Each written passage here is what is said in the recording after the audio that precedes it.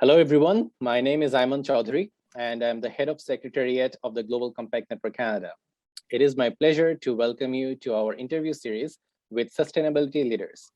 As a network of responsible businesses and as the Canadian chapter of the world's largest corporate sustainability initiative, UN Global Compact, our role here is to inspire more businesses to adopt sustainable business practices and to contribute to the Sustainable Development Goals, which in short we call SDGs.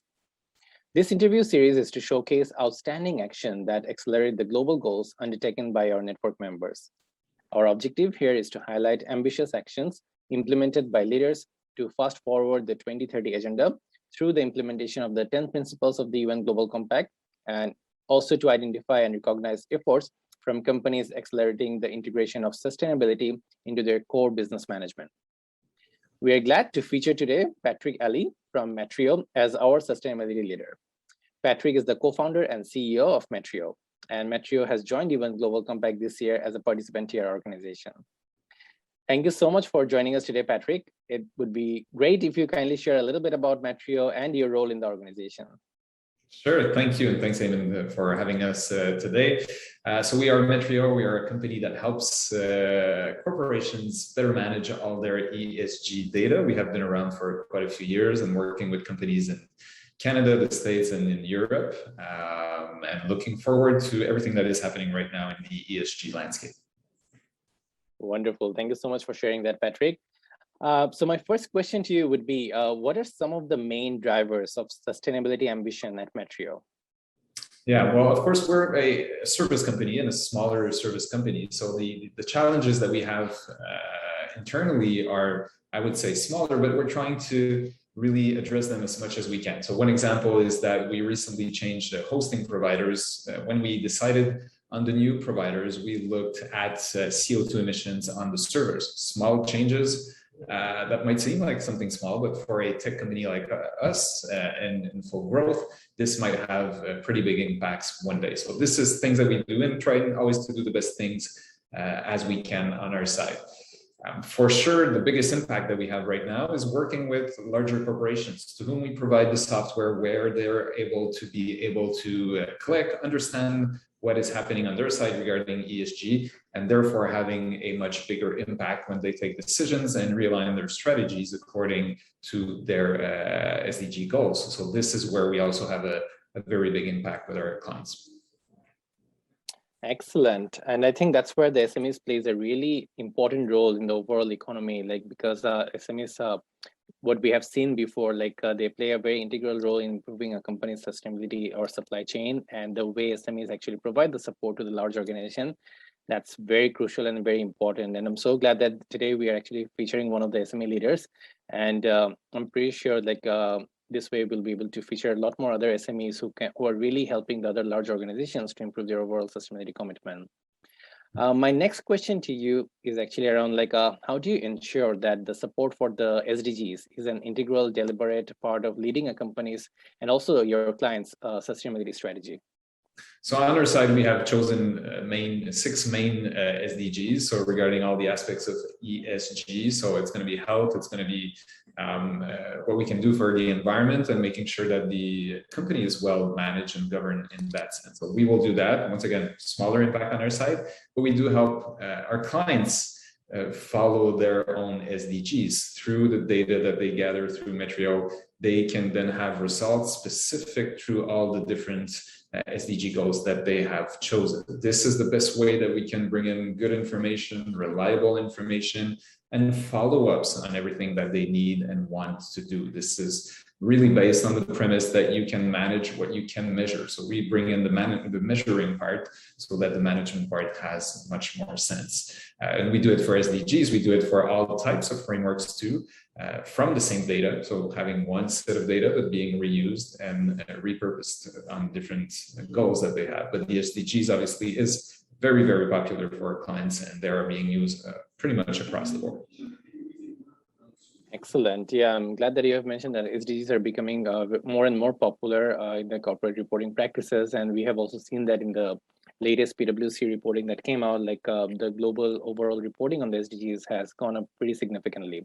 And I'm I'm almost sure that the companies that are kind of have a very robust sustainability practices, they're looking into like a better opportunities or like a more integrated way, like how they can align the SDGs with their overall sustainability commitments. And the work that you are doing, the way you are supporting the companies, looks exactly that could be one of the good solutions for the companies that are struggling with that particular practice. Excellent. So talking about some of the challenges, one challenge that we have been seeing that companies are facing, and that has been communicated to us quite frequently, is that measuring the impact of these SDGs initiatives.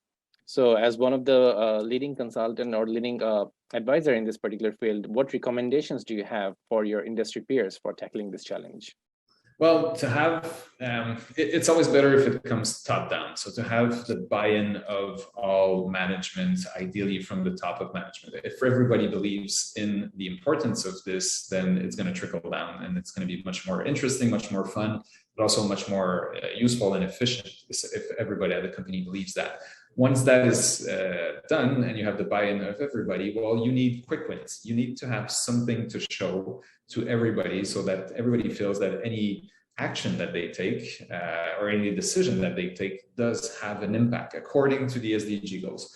For being able to do this, I'm going to preach for my own parish, but you have to have a good tool to understand the data, making sure that you have a follow-up, probably have a few trends going forward saying, okay, if we continue doing this, this is what's going to happen. So having the best tool in place and having the best people in place to be able to manage that. And then through those quick wins, what we see day in, day out through our clients is that once you have something, there's going to be people coming in with great thoughts and great initiatives and bring over challenges that can be then added to this whole foundation. And this is going to grow into something much more relevant, much more useful, and quite important for the business as a whole, not just for the team that's going to be working on it, but for the whole business from finance to HR to marketing.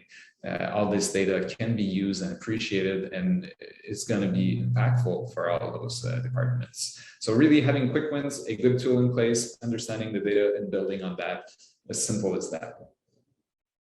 Excellent. And I think we both agree that all the things that you have mentioned, it is almost impossible to kind of achieve on its own, like doing these things on an individual basis. But I think if the industry as a whole starts performing on these things, it's going to be like a lot more impactful.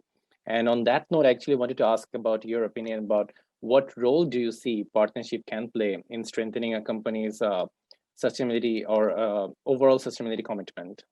Well, it's a lot about the discussion going on. And that's why we're so happy to be proud of the Global Compact Network and the Canadian branch of the network. So it's all talking together. And what we see is from one business sector to the other, there's many things that can be learned across that. And what is being learned in banking might be applied in some way in transportation, because it's the same reality. And we are all connected in that sense. Businesses are all connected because a retailer will use transportation companies, so they become either the provider or supplier of this. And as you said, the supply chain is something that we're looking into and all companies are looking into. So being part of that network, having this discussion, having common goals, having common challenges, but trying to address those challenges together will be so much more fun. And I insist on the point fun, because we have to bring in fun in there, but also much more efficient if we want to settle that. So it's always better in a group, right? And you get much more out of it. So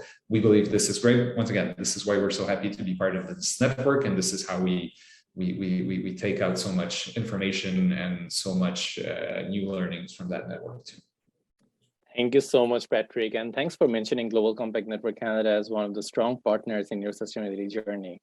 I think I'd like to, right now, as we have concluded the interview, I'd like to thank you again for your time today and for sharing your insights with our audience. I'm sure we will hear more amazing news coming out from Metrio, communicating the commitment to your sustainability and the SDGs. So with that, I would like to conclude today's interview series. Thank you so much for listening to today's interview session. I welcome you to attend the next one. Please stay tuned. Thank you.